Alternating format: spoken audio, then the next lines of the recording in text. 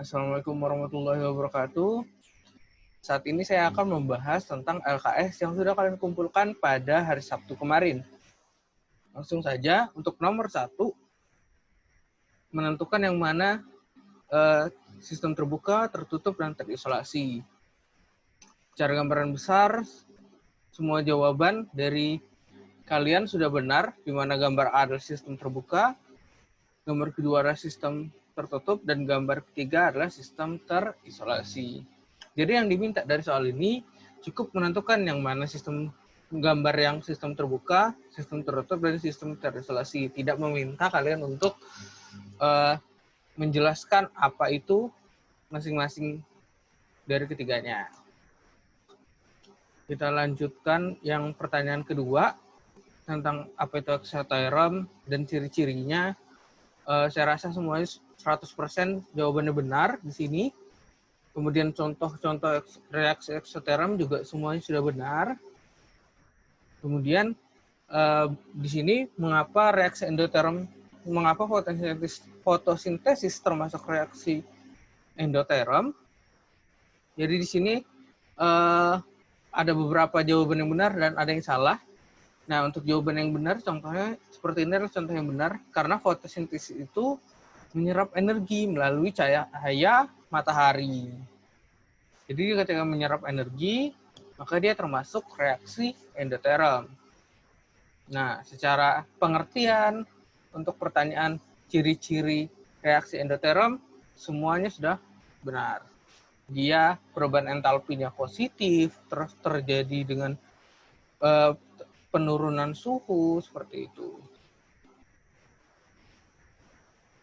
Baik, nah soal ini selanjutnya cukup banyak di sini yang mengalami kesalahan. Nah, yang diminta dari soal adalah menentukan sistem, lingkungan, dan reaksi ini termasuk exotherm atau endotherm. Nah, kesalahan yang biasa terjadi adalah kesalahan dalam memahami soal. Jadi bukannya memberikan contoh yang sistem yang mana, lingkungan yang mana, tetapi justru memberikan pengertian dari masing-masing opsi ini, A, B, C ini. Seperti itu. Nah, jawaban yang benar adalah seperti apa? Jawaban yang benar adalah seperti ini. Sistemnya adalah reaksi yang berlangsung. Kemudian selain ini ya,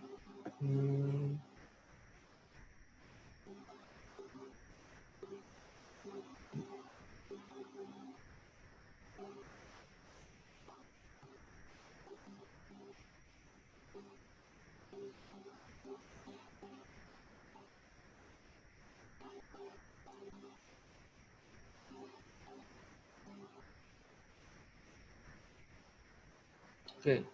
Ini ya, sistem reaksi yang berlangsung, kemudian lingkungan adalah wadahnya, yang wadah di sekitar wadah terjadinya reaksi, kemudian udara, kemudian reaksinya, apakah reaksi eksoterm atau endoterm?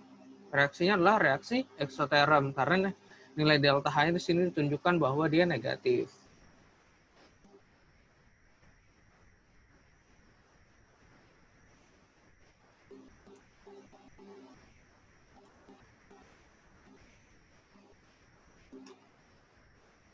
Kemudian untuk soal ini juga masih banyak kesalahan. Itu sama seperti tadi, kesalahan memahami soal. Jadi ketika diminta buatlah 2 contoh persamaan termokimia, yang diminta adalah contoh persamaan termokimia seperti ini, yaitu reaksi kimia yang diikutkan dengan suatu nilai delta H-nya, kemudian reaksinya harus setara kiri dan kanan, dan ada ini fase zat. Di sini ada solid, gas, di sini gas. Dan reaksi juga setara. Di sini ada 4C, di sini ada 4C. Di sini ada 4H, di sini ada 4H. Kemudian delta H-nya tertulis dengan jelas. Nah, untuk soal terakhir. Jadi untuk di soal terakhir ini, ada kesalahan, tapi justru saya yang melakukan kesalahan di sini. Jadi di soal menyatakan seperti ini kan, pada kondisi standar 1 atm dan 25 derajat Celcius. Jadi setelah saya lihat kembali, kondisi standar pada STP tidak terjadi pada 25 derajat Celcius, tetapi terjadi pada suhunya 0 derajat Celcius. Nah, kenapa ini bisa terjadi? Ternyata ada perbedaan antara kondisi standar pada STP dan keadaan standar pada termokimia yang akan kita bahas pada pertemuan hari Jumat nanti. Nah, kalau kita ngomongin STP untuk menentukan mol, itu suhu standarnya itu adalah 0 derajat Celcius. Tapi nanti untuk pertemuan kita hari Jumat ada keadaan standar termokimia, itu suhunya 25 derajat Celcius.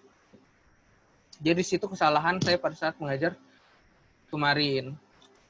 Nah, sekarang jadi jawabannya yang benar yang mana? Antara yang ini atau ini? Nah, kalau jadi untuk nilai kalian semuanya saya benarkan baik ini ataupun ini. Tapi jawaban yang benar menurut soal adalah yang seperti ini karena tidak terjadi pada kondisi standar STP. Nah, ketika saya minta keadaan STP nantinya, baru jawaban yang benar seperti ini.